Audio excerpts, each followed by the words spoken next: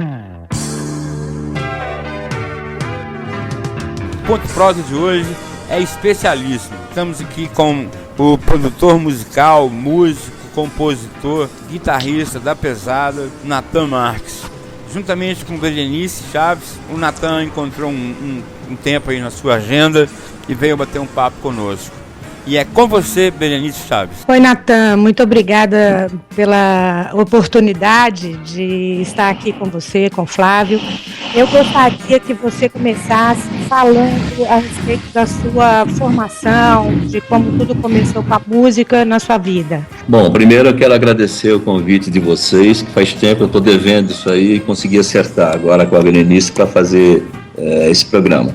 Bom, eu comecei tocando, na realidade eu era um garoto que ouvia muito o que na época Paul Anka, Neil Sedaka, Connie Francis, essa turma de fora, Elvis Presley, brasileiros eu ouvia Nelson Gonçalves, Ângela Maria, Anísio Silva, frequentava parquinhos de diversão, essas coisas todas, isso no Tatuapé, em São Paulo, numa vila que chamava Vila Santo Estevão. Aí, eu não sei por que meu pai, de repente, um dia apareceu com um violão e eu não tinha pedido nada.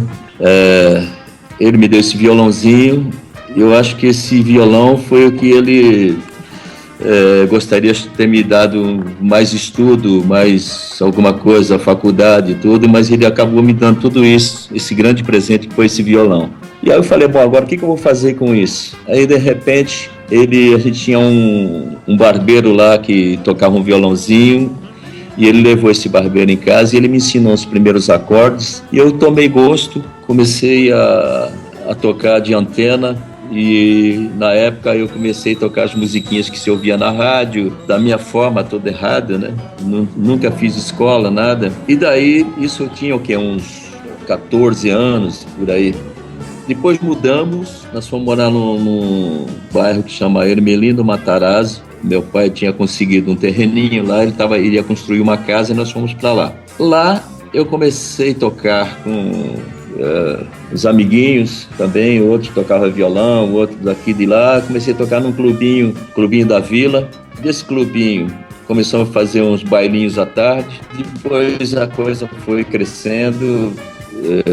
Depois formamos um grupo um pouquinho maior. Eu já consegui comprar uma guitarra. Ô Natan, você surge nesse momento, e isso é o que foi? Segunda metade da década de 60 ou já era a década de 70 mesmo? Não, isso aí era 60. Ah, tá. 60. Bem começo 60.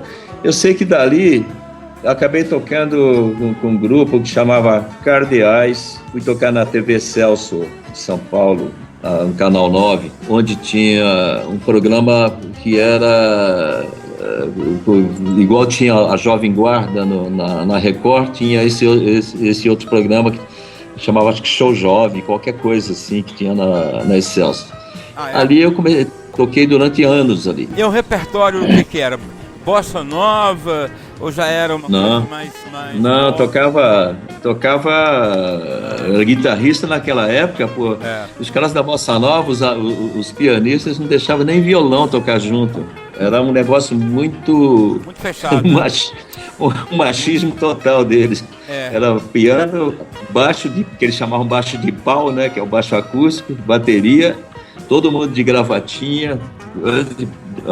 Eram amigos lá fora, a gente conversava, se divertia, mas subir no palco não podia, não. Olha só. Eu era um guitarrista, então tocava o quê? Havia uma resistência, né?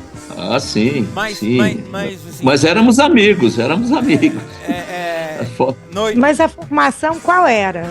A formação dos músicos para esse tipo de som que era feito era o quê? Da Bossa Nova? A maioria trio, tocando samba jazz. Mas era o quê? Piano, baixo, bateria? Piano, baixo, bateria. Isso, exatamente. O Natan pegou essa efervescência muito forte. E a gente sempre fala sobre o Beco das Garrafas, Mas esquece que na noite de São Paulo também tinha muitos bons músicos, assim, tocando bem pra caramba. Excelentes. Excelentes trios. A época que tinha o Fino da Bossa, pô. Jongo Trio, Bossa Jazz Trio, o César mesmo tinha um trio. Com vários trios. Luiz Loy. Isso, vários. Não é só um, não, vários. Essa efervescência te ajudou? Você gostava de ouvir esse samba jazz aí dos anos 60 ou não? Você estava mais ligado? Não, eu adorava aquilo lá. Mas para eu viver, eu tocava... que eu gostava também, tocava muita música americana, Beatles, né, Creedence. Os bailinhos que a gente tocava geralmente era tudo cantando inglês, aquele inglês que ninguém entendia nada, nem nós, nem inglês. Era coisa nossa, um absurdo. Enfim, aí comecei a tocar. Teve um outro cara que tinha uma banda do Peruzzi, falecido Maestro Peruzzi. Ele viu eu tocando na Excelsior, ele falou: garoto, você não quer tocar na banda Peruzzi? Eu falei: mas eu não sei ler nada. Ele falou: vou te ensinar agora. Aí pegou lá, ó, sabe o que é? A, B, C, D, E, F, G. Sei, a cifra. A cifra, ele falou: então você escreve aí, A, B, C, D embaixo, Lá, Si, Do, Ré, né? E vai aí, ele falou. Depois eu te passo outras coisas. E foi aí que eu comecei a aprender um pouquinho de cifra. E nessa época... É interessante porque em 66, primeira vez que eu viajei com artistas, era aquele, como é que se chamava? Um ônibus, viajava com tudo quanto era artista. E nessa época eu viajei durante uns 3, 4 meses, onde a artista principal era Dalva de Oliveira. Olha. Então posso dizer que eu toquei com a Dalva de Oliveira também. Que idade você tinha nessa época, Natan? Que idade? Mais ou menos. 17, 18 anos. Garotão, hein? Quem tocava, inclusive, piano, que me ensinou um bocado de coisa também, nessa época, viajando com o Dalva, ele não era o pianista da minha banda, mas ele também participava e ia junto tocando piano, ele sabia até muito mais que a gente. Era o Moraes, falecido irmão de Dominguinhos. Olha. Dominguinhos, o irmão dele, Moraes. E nós viajamos e para mim era... Nossa, eu estar do lado daquela mulher, Dalva de Oliveira, falar, o que eu estou fazendo aqui, né? E ela me chamava até de menino. Oi, menino. Ô, menino daqui, menino de lá. Aprendi muito ali também. Só em Minas, acho que nós viajamos umas 30 e tantas cidades. Nós saímos do Rio, fomos até a Bahia e voltamos. Passamos tudo quanto é cidade de Minas, onde não tinha asfalto, não tinha muita terra. O pessoal ia assistir show a cavalo. Nossa. Muito interessante. Foi... Que experiência. Foi muito bom. Ô, Natan, você pôs música nenhuma, não tocou com ninguém, aqueles festivais da Record? Não, naquela época eu só assistia. Eu ficava vendo, na realidade assistia até televisão de amigos que a gente não tinha. Preto e branco. Eu adorava ver o Fino da Bossa, eu era apaixonado, eu olhava a Elis e jamais pensava na época que um dia eu iria tocar com aquela baixinha. Quando você viu a Elis pela primeira vez, quando foi? Como foi essa situação, Natan? Então, essa história foi em 74, uma história... Eu posso contar ela mais ou menos inteirinha? Claro. Pode. Por favor, né? Eu estava fazendo um curso com o Luiz Chaves e saía do Lalicorne e tocava de segunda a segunda, não tinha folga, e fazendo esse curso com o Luiz Chaves. E eu queria, de repente, um dia eu li falando sobre Elis, tudo, mas eu nunca a conhecia. E um dia eu peguei o jornal estava dizendo que Elis ia fazer um show extra no Teatro Maria de la Costa, aqui em São Paulo, num domingo. Ela ia fazer 2 shows, então um show às 6 e outro às 9. Eu falei, meu Deus, é minha oportunidade de conhecer essa mulher. Nunca vi, eu quero ver ao vivo. Nem teatro eu ia, né? Vivia só tocando à noite. Aí consegui, comprei um ingresso e fui no domingo. Entrei naquela fila, fiquei aquele bem caipira lá dentro do teatro, lá num canto, em cima. De repente, começa a entrar aquela música, eu nunca esqueço, foi Batucada da Vida, que depois eu acabei gravando no disco. Quando entra aquela mulher cantando Batucada da Vida, eu vejo Paulinho Braga, Elinho Belmiro, o Luizão, Chiquinho, o Chico Batella de percussão, o César, entra a Elis. Nossa, eu fiquei aquele show, lágrimas descendo, e eu lá no canto vendo com uma inveja boa daqueles músicos. Eu falo, nossa, que fantástico, olha que coisa, eu tô vivendo um sonho aqui, vendo essa mulher. Bom, aí saí dali e fui direto pra zona tocar. Aí falo pros caras, nossa, eu vi isso, vi aquilo, contando dos músicos todos.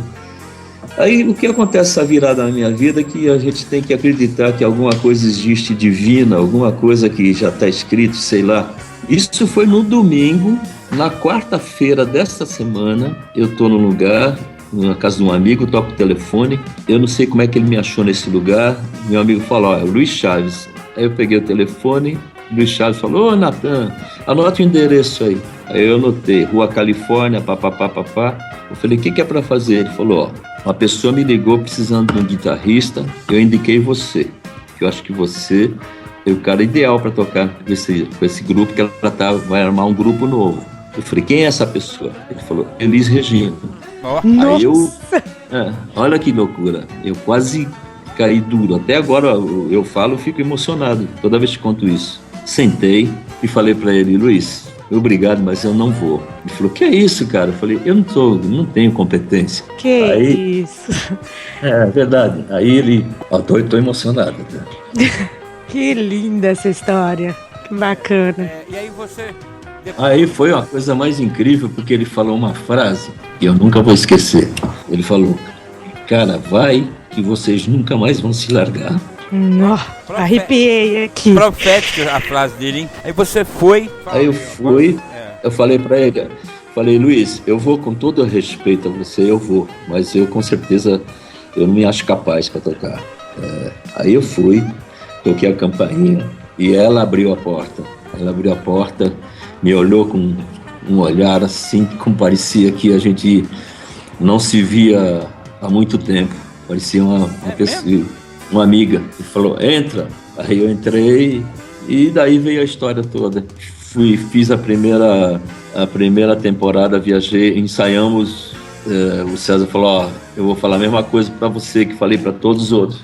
Ele falou, tá o Zeca Assunção, tá o Dudu Portes, o Chico continua, e ele falou, estão precisando de um guitarrista, o baixista, né, que tava o Zeca. Ele falou, então vou dizer para vocês, nós vamos ter que ensaiar, fazer uma turnê, seja como for, que já tá tudo certo. Aí eles não quis mais continuar com a banda, então nós estamos mudando a banda, e quando voltar dessa temporada, eu posso dizer para vocês, olha, obrigado, não deu certo você, papapá, muito obrigado, ok, mesma coisa que eu falei com todos, falei, deu certo, falei, olha, só o fato de eu estar aqui já é um grande presente, e já tá bom demais para mim. Aí fomos, e eu lembro que na volta, no penúltimo show que foi, acho que no Paraná, a gente foi pro sul, né, voltando, no Paraná, no penúltimo show, quando o pessoal ainda estava desmontando tudo, o César falou, vamos até o ônibus? Aí eu fui, ele falou, queria falar com você, lembra aquele papo?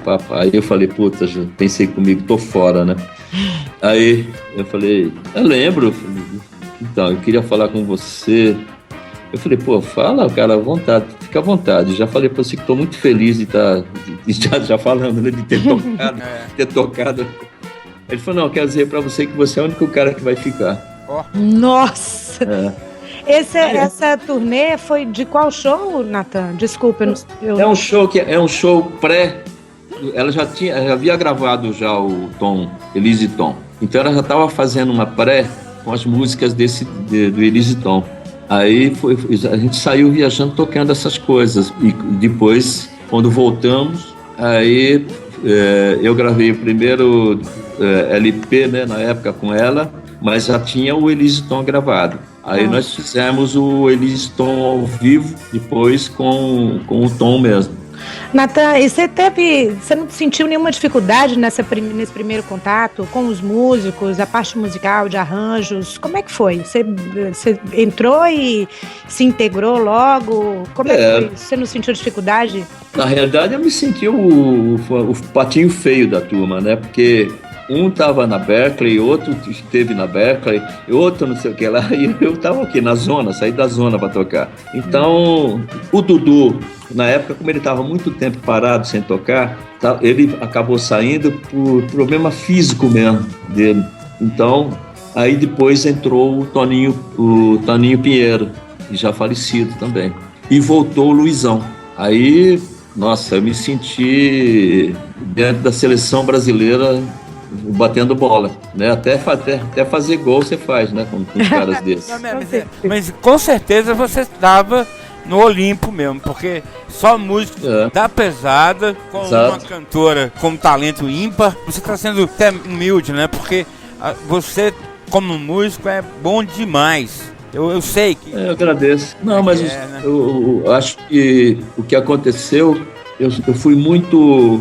Vamos dizer, um aluno muito obediente, por isso que eu aprendi bem com o César. O César falava, disciplinado, talvez até a intenção dele era realmente de pegar alguém que tivesse a fim de sem vícios. Isso foi, eu lembro que o Luiz Chaves falou isso, ele falou, ela está querendo o cara, acho você o cara certo, porque não quer uma pessoa que já tenha vícios, ela não quer pegar alguém já conhecido. Para você ver, até nesse ponto, a Elise, ela sempre deu oportunidade até aos músicos, no meu caso, não só aos compositores. Ela sempre deu oportunidade ao novo. E eu fui um cara novo, que não era conhecido. Passei a ser conhecido e tudo na minha vida mudou depois de Elise. E eu acho que, na verdade, talvez a pretensão dela, do César, fosse trabalhar o novo, né, com pessoas que não tinham uma formação de estilo, talvez, já definida, e que viesse a interferir no que eles gostariam que fosse feito. Exatamente. Porque a música deles era muito nova, né? Era bastante diferenciada de tudo que acontecia naquela época. Uhum. E o César já era o César? Já tinha aquele grupo todo, já estava... o César... Né? O César já tinha um certo nome, né? O César já havia tocado na época do Simonal, acompanhou muito Simonal, já era conhecido. Né? Teve os trios dele na época da Bossa Nova. E era um cara já excelente, mostrou... O casamento dele musical com a Elise é uma coisa impressionante, não tem igual, os dois tocando. E como acompanhante, assim, vamos dizer, piano e voz, é muito difícil você colocar outros caras. Tem vários caras que são ótimos, mas ele tem uma especialidade nisso, é impressionante. Você tocou com o Tom Jobim, ou Tom Jobim tocou com a banda dele e a Elise com a banda dela, e não houve essa... Não, a parte do disco de Elise e Tom foi totalmente, exatamente como no disco. Tocamos junto, a base, e com a orquestra junto. E ele fez outras coisas só com a orquestra, mas essa parte nossa do disco todo foi a banda com ele e a orquestra. Com o Tom presente, né? Com o Tom. E foi bom tocar com o Tom? Conhecê-lo foi ótimo, sabe? Nossa, pessoa super engraçada, divertida. Fomos para restaurante, nós fizemos aqui em São Paulo, depois fizemos no teatro do antigo Hotel Nacional, lá no Rio. Bacana. Que legal. Olha, nós vamos para um rápido intervalo musical e voltaremos com mais Natan Marques para vocês.